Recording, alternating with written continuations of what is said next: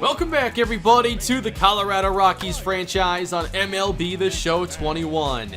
There was a lot of great feedback on the last episode, and you've all made it very clear you want much more of this series. The first off-season is going to be this weekend. I'm planning on having it Saturday. If anything comes up, it'll be Sunday. But until then, I think we can still get a couple videos going here. We had one back on Monday where we went through some of the players that I think are really important to this team's rebuild. And I wanted to spend some time talking about the minor league players before this season came to an end. Now, I forgot that the MLB changed the September call-up rules, so instead of the entire 40-man roster, you have just 2 more players, which really doesn't change things much. So I did want to spend some time in the remainder of the minor league season going through some key players that might be making an impact next year. With the Rockies not having a lot of solidified positions, we should see some competition in spring training, and I think there's going to be some spots up for grabs next year, some starting roles, and especially those bench spots as well. The season's winding down, though. I think I'll have just one more episode after this one, which will be the final game of the season, final stats and everything leading up to the off-season. But today, we're really focusing on those minor league players. AAA Albuquerque hasn't played that well this season. They're like 20 games under 500, but there are a few players that have really caught my attention. One being Colton Welker. He's a 70 overall with B potential. I expect he's with us in spring training and likely makes the team unless he just can't hit in the spring. But this year, Welker's put up really solid numbers at AAA. He's been pretty consistent, hitting in the 260s, 270s for most of the season. Like I said, he's a 70 overall and has a solid balanced skill set. I think at the least, he's a good backup at the major league level. His contact is 55 against righties, 64 against lefties. He'll offer a little bit of power, 51 against righties, 58 against lefties. But he's only hit 5 home runs all season at AAA. He has a 149 ISO, which is pretty average. I don't expect a ton of home runs from him, but he doesn't strike out a ton, just 18.8% of the time. And being that he's only 22 years old, there's still a good chance that he's able to develop further and get better. He plays first and third. He has started most of the year at first base this year for AAA Albuquerque. So he'd basically be the primary backup to Josh Fuentes or whoever's playing first base for us next season. And with that solid contact, power, vision combination, he can connect and drive some of these out of the ballpark. In the short time I played with him in these AAA games, I felt like that plate vision really stood out. The contact quality was a lot more consistent than I see with a lot of other hitters. If it's in a good spot, he typically hit the ball hard, and that's what you want to see. Blair has also done a good job this year down at AAA, and he has a chance to make the team and compete as a backup outfielder next season. Again, 22 years old with B potential. I'm excited to see where some of these players are able to go. Like Welker, we have a very balanced skill set with Blair. 62 plate vision is his standout rating. A little bit less power compared to Colton Welker. Only 48 against righties, 39 against lefties. But he's hit home runs at about the same rate this season. About 1 in every 43 at-bats.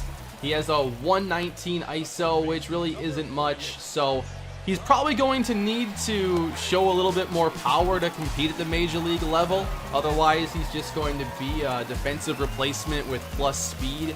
He has stolen a lot of bases this year, and it's good to have somebody on the bench that can be a good pinch runner. And Blair could do that, but that's not exactly the highest ceiling. With his rating at 63 overall, unless there is a major jump, I still think he's going to start the season next year at AAA, but he might have that chance to compete. He is on the 40-man roster, so we should see him in the spring. One more player who's had a very good season at AAA is outfielder Zach Borenstein, who was drafted all the way back in 2011, and he has not played at the major league level. The numbers he's put up this year may give him a shot next season. I think I will try to re-sign him in the offseason. He's 30 years old. He's 66 overall. So he's likely just going to be a bench player, but he's got power. 72 power against righties, 72 against lefties. He leads AAA Albuquerque in home runs. Right now, he has 23 with a little bit to go in the season. And he's hit home runs every 19.3 at-bats, which is pretty solid. His isolated power's at 201, so I'm definitely looking forward to him making an impact potentially next year. Certainly with the Rockies, I want to get a bit more power in the lineup than we have right now. We should not be 22nd in home runs or wherever we're at now, playing in Coors Field for half of our games and then down in Arizona for another handful of games. Like, this team needs to be hitting some home runs, and that's the way we have to build the offense. Borenstein hits his 21st of the season right here. Plate vision was a little bit low, so I had to spend a little more time to get the clips here I wanted of him, but Borenstein's had a really good year. He was a AAA All-Star and wanted to give him a little segment in this episode. Outfield is going to be one of the focuses this offseason. I feel like with who we have, we can develop a pretty good infield, but the outfield spots should pretty much all be up for grabs, of course. We have Charlie Blackmon. He's played really well. I don't intend on trading him, not right now anyway. But there's a chance for the outfielders in the minor league system or in free agency to make the roster and make an impact. Here in the 11th inning, we have Borenstein coming through with a base hit to center and an RBI thanks to that extra inning rule as Albuquerque takes the lead. Oklahoma City trying to tie it in the 11th, and they almost do here. Foul by a couple of inches.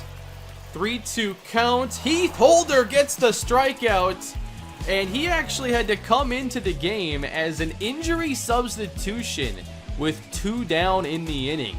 And he gets the final out for Albuquerque. They get the win. Now with the expanded roster, I did bring up Colton Welker to the major league level. I wanted to maybe get a couple at-bats with him. And I did also call up Tooky Toussaint once again. There was a bug keeping him from getting starts at AAA. I wanted him to get some experience here, so we're going for his 3rd start now at the majors. Last episode, I had a start with him in there, and there were some ups and downs, but I think he flashed a lot more potential in that matchup, getting some big strikeouts and having a few legitimately strong innings. To start this matchup, he does fall behind the leadoff batter, but ends up getting a ground ball right back to him. The big issue, though, for Tooky Toussaint, control. Missing out of the zone, yes, he does walk a lot of batters, but here he misses in the zone. He has a lot of issues, it seems, throwing that curveball for a strike, so it's not one that I'm typically looking as a first pitch option. Obviously, that one was a strike, but not the kind of strike you want with your curveball. Then he walks a batter here in the first. Things are unraveling quickly, but ground ball to second. A big double play. Still a chance to recover after allowing the solo home run. In the 2nd inning, facing Wilmer Flores. Again missing over the plate, this time with the sinker, which I think is one of his better pitches. I like the sinker, I like the splitter, but he throws another one right down the middle. Flores goes yard, his 16th of the season. And then the sinker misses once again over the plate. That's going to right center field. And it brings home the 3rd run of the ball game for the San Francisco Giants. Facing Steven Duggar, who went yard in the 1st. Sinker misses inside. Some of these pitches just aren't very competitive. This one is. Could get strike 3, but ends up being ball 4. Then Mike Yastrzemski. There's a good splitter over the inside corner. Quickly getting ahead. Trying to get a chase 0-2. That is a really good curveball. Doesn't get the call once again. And then the 1-2. Missed his spot a little bit, and Yastrzemski drives it out to the bullpen in right center field. It was all about missing in the strike zone in this start for Tooky Toussaint. He also wasn't getting a lot of strikeouts or swings and misses. Here's Wilmer Flores. 1-2. Missed inside and hit him with a 1-2 count. 5-0 Giants to the 4th inning. And a drive to the right field corner. That is fair. A double. And that would be it for Tooky Toussaint, allowing the 5 runs. Struck out 2, walked 3, pitching 3 innings. That brings the ERA up to 11.7. We go bottom 9. Rockies down 5-0, but the shutout is broken up. A rocket to right center off the bat of Sam Hilliard. He's been really inconsistent this year, but he's also gotten a lot of extra base hits. Rockies not done there. Dom Nunez, a base hit into center. I do like the combo of him and Elias Diaz at catcher quite a bit. And here the Rockies are going to give Colton Welker his first major league at-bat. Pinch hitting in the 9th inning. 0-1. Fouled away and behind 0-2 in his first at-bat. Tough spot to be. Rips one. A bit out in front. It was right down the middle. Another 0-2. This one just below the knees. Strike 3 swinging. Welcome to the big leagues. Garrett Hampson down to our last strike. And that's left up and driven to left field. Hampson has extra bases. Diaz in at third base. Second and third, 2 away for the Rockies. Giants taking this a bit more seriously now. They bring in the closer, John Brebbia, facing Josh Fuentes. Hammered to left field. This one's deep and gone. Fuentes with a 3-run shot, and suddenly a 1-run game for Colorado. A 9th inning rally. We haven't won many games this year. We'd like to get a couple more. Now you get Ryan McMahon. 2-2, it hit him. Brebbia misses, and the tying run now aboard. 2 batters later, it's C.J. Cron. First and second, a base hit from potentially tying this ball game. Cron is second on the team in RBIs. He jumps on the first pitch, and he's just out in front. Very close. 0-1. Now he's a bit behind it. Popped up. Buster Posey gloves it, and the Giants hang on, but we made it very interesting. The Rockies lose again in what was their 5th straight defeat. And 4 of those 5 losses were by a single run. Very frustrating baseball. Still, see some of that potential at the very end. This lineup can get hot and all of a sudden get you some runs. It's just not happening often enough, but I feel like the talent is definitely there. Let's go back down to the minor leagues now and spend some time at AA. In 2020, the Rockies made Zach Bean their first round pick. They selected him 9th overall, and I think that he could be the eventual replacement for Charlie Blackmon in right field. He's only 19 years old, but he has dominated this year at the AA level. He's a 64 overall right now with that A potential. One of the best prospects the Rockies have right now. Here he gets a nice 2-run triple. And this season, he's shown that he can get extra base hits. He has 12 home runs to go with, 14 doubles, 3 triples. That will give you an ISO of 165, a little bit above average. Not too bad for a first year at AA. Maybe he's not exactly been dominant, but he's been really good for a first-year pro at AA. There hasn't really been a reason to play him at single A at this point. He's been very consistent. He's been able to develop his contact ratings pretty well this year. Contact versus righties has gone up by 3, and the contact versus lefties has gone up by 6. He's still going to need some time. He's only 19 years old. I imagine year 3 is probably the earliest he would make it to the majors, and that's assuming that maybe he goes to AAA next year, develops well there, and is ready to go by the time he's 21 years old. Another hitter who's doing well this season at AA is Michael Toglia, who's supplying the most power at AA. He is 6'5", 226 pounds. He's a switch hitter, and he'll play first, left field, and right field. The Rockies like him so much, they actually drafted him twice. In the 35th round back in 2016. He ended up going to UCLA to play college baseball, and then he became a first-round pick of the Rockies in 2019.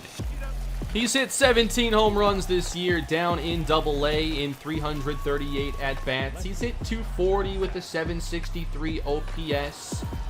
He's got an ISO of 192. I'm obviously looking for that when it comes to the power hitters especially.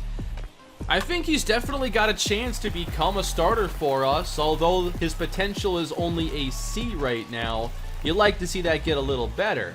Next season, I imagine he's playing AAA. He's a 66 overall right now. I think he'll do well at AAA. But I really like that he's a good power hitter. His contact ratings aren't bad either. And he's a switch hitter. So that offers a little bit of flexibility, and he's got the fielding skills and the speed to play in the corner outfield spots if there isn't a spot for him at first base.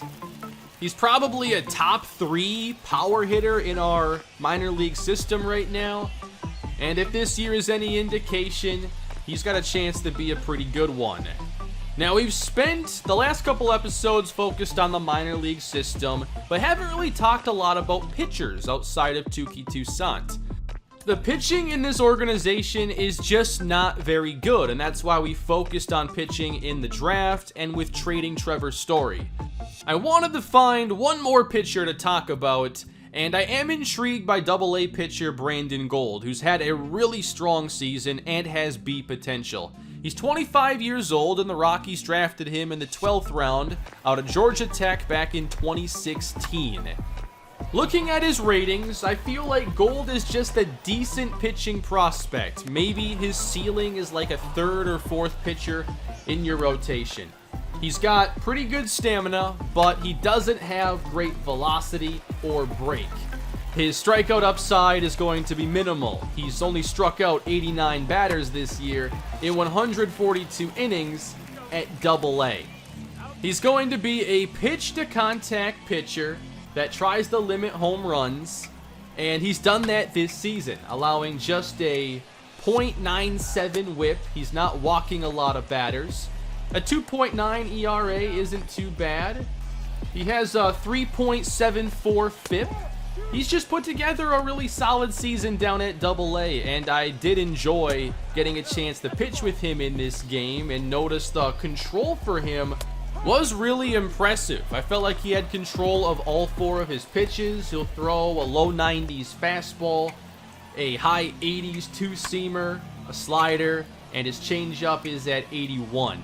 All 4 pitches seem to be pretty usable. If you go to your roster page in the game and go to Edit Player and scroll to where you can go to attributes and pitch types, you can see the ratings for every pitcher's pitches.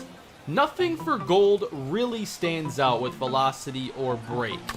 I suppose the best is probably his slider. He's got 59 control and 54 break. It seemed really solid here in this matchup, and I was able to get some strikeouts with him. It reminded me a bit of like pitching with Maxwell Fowler in the Twins franchise, where he's not supposed to get a lot of strikeouts, but his control is good enough to throw some tough strikes to deal with. The first handful of innings went really well for Brandon Gold, and it wasn't until the 5th inning that things started to get more challenging. His pitch count wasn't really an issue, and he's got good stamina, so I wasn't expecting things to start falling apart here. But in the 5th, he walked a batter, gave up a long ball here to Marcus Wilson. And later in the inning, Cameron Cannon, 1-0 fastball drilled to left. Another home run. Gold gives up 3 in the 5th inning. And that was the only inning that really gave him any issues. If that went better, maybe he would have gone even deeper into this game. But he rebounded to close out the 5th. Got through the 6th inning with a quality start intact. It was fun pitching with him. I like to see how he develops going forward, and I'll have to add him to the 40-man roster next season because he is Rule 5 eligible. I'm not sure if anybody would actually select him in the Rule 5 draft at 63 overall, but we probably have enough room on the 40-man for him anyway. I hope you enjoyed that look at AAA and AA. It's fun putting together episodes like this, really focused on players in little segments like that. At the big league level, the Colorado Rockies have now lost 100 games. They met up with Trevor Story, who did get a home run against his former team, and we're now sitting at 47-100 with just a couple weeks of baseball left to go. Like I said, I'd like to do one more episode this season, just play the last game of the year. I think that's against Arizona. See how many losses we end up with. Look at the stats one last time, and then it's off-season time this weekend.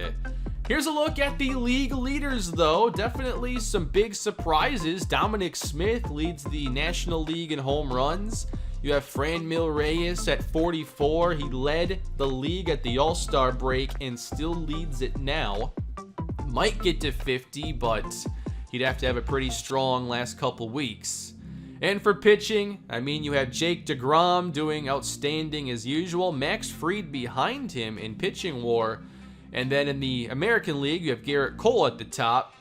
Cody Bellinger, 9 WAR this season. That is the most. And then Xander Bogaerts, 7.2 to go with that home run derby title, which I don't think actually contributes to his WAR, but it was fun to watch. That is going to do it for this episode, everybody. Leave your thoughts down below and let me know if you want more episodes like this in the future. It's been fun, and it seems to fit this team better rather than focus on, like, our 102nd loss of the season. Please leave a like if you enjoyed the video, subscribe to the channel, and I'll see you all next time. Have a great day.